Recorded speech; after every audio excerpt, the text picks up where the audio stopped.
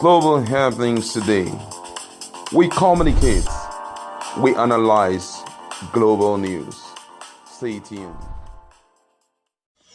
Hello, beautiful people. Welcome back to Global Happenings Today YouTube channel. Ever since Peter Obi have made it public that he's going to contest the presidential mandate stolen from him by INEC to APC, a lot of drama has been unfolding, a lot of buzz. And some few hours ago, one of senators in the United States had actually given a caution to the president of the United States, Joe Biden, to please take it, not to be in a rush, to announce or to congratulate Bola Ahmed Tinubu. It looks like more senators and more international organizations and foreign politicians are beginning to take a cue to that effect and are saying the same thing. Talk about dynamics changing. I think that's what Peter Obi is bringing to the table.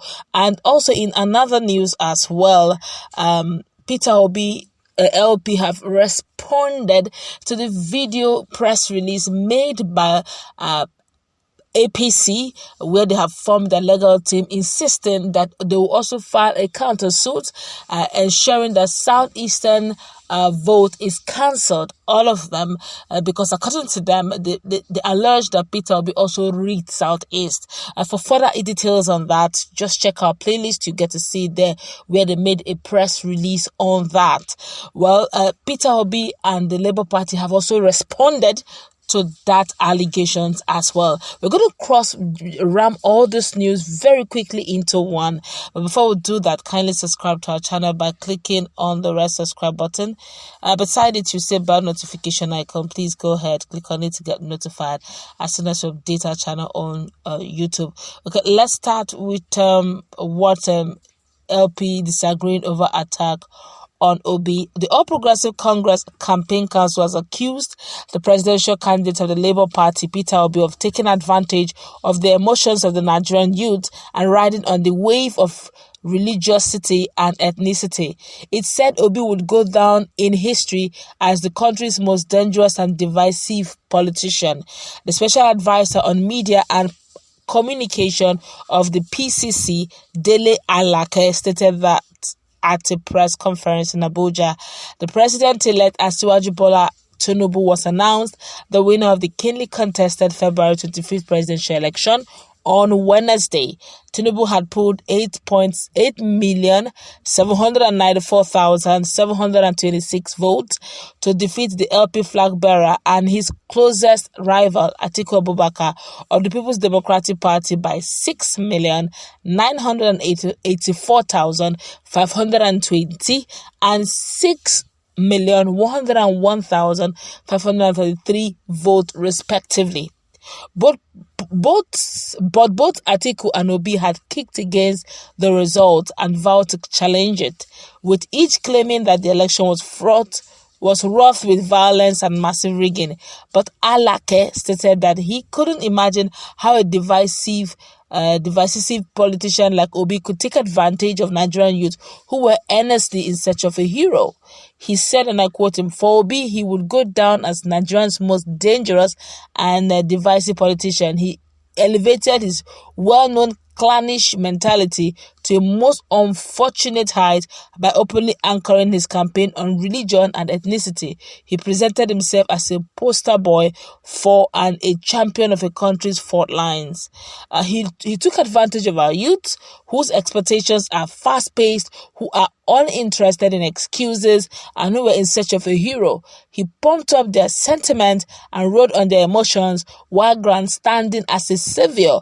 It was a false pretense. Obi's credentials are eternally stained as a former governor with no remarkable legacy." That kind of savings he had is a very big, remarkable legacy for Nigerians. So, in fact, Africa generally, we don't used to keep savings, we used to keep debt. So, if you say he didn't keep any remarkable legacy, I beg to differ. Well, that's my personal opinion. His may differ. All right, but let's still continue with the news. I'm just trying to have an interlude to correct that impression in saying that Peter Obi did not give any legacy. He did keep. In fact, that legacy is strange to Nigerian government. Let's continue anyway. He said, as we look forward to an encounter with both the PDP and LP, at the court, we want to enjoin the two of them to pursue their grievances with decorum. They should encourage their members, supporters, and ethnic and religious consultants to follow the path of the rule of law. But reacting, spokesman of Obi-Dati Presidential Campaign Council, Yunusa Tanko, said the continual attack on Obi by the ruling party was a desperate attempt to shield their fear. Attempt to believe you, sir. He said, and I quote him, "When the APC said our principal is dangerous, he meant somebody they are already scared of. They have never got like him who gave them a serious run for their money. They have employed very criminal-minded individuals who help them in collating results to state. That has been exposed, and so they are scared of the fact that we are going to prove that position in court." Ebelebe. Things are indeed unfolding. Okay, but let's quickly find out, in a quick summary, let's find out what the international communities are saying concerning this. Just some few hours ago, one of the senators had actually told Joe Biden, the president of the United States, to not to be in a hurry to congratulate Bola Ahmed Tinubu. I think others are also taking cue, as another U.S. lawmaker also wants UK and others. Ian Omar, the U.S. representative for Minnesota's 5th Congressional District, on Saturday asked the international community to wait until the electoral challenges in Nigeria are resolved before prematurely pronouncing a winner. Omar, who said this in a statement, bemoaned the irregularities that marred the just concluded presidential election in Nigeria.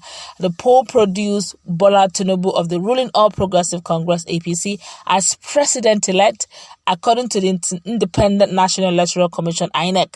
The U.S. Congresswoman also said the low voter turnout suggested that the electorate lacked faith in democratic institutions in African country.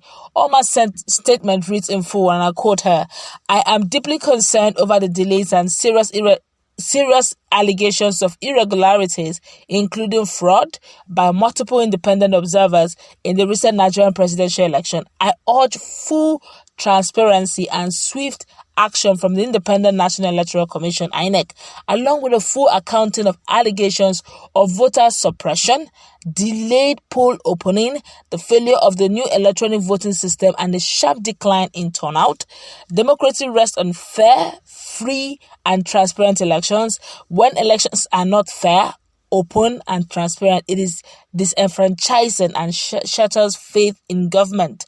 Nigeria's low turnout already suggests a lack of faith in the country's democratic institution. It is critical that the process plays out correctly.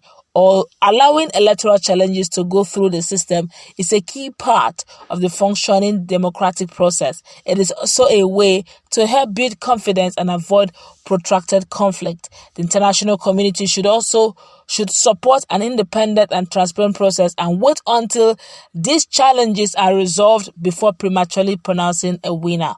Wow.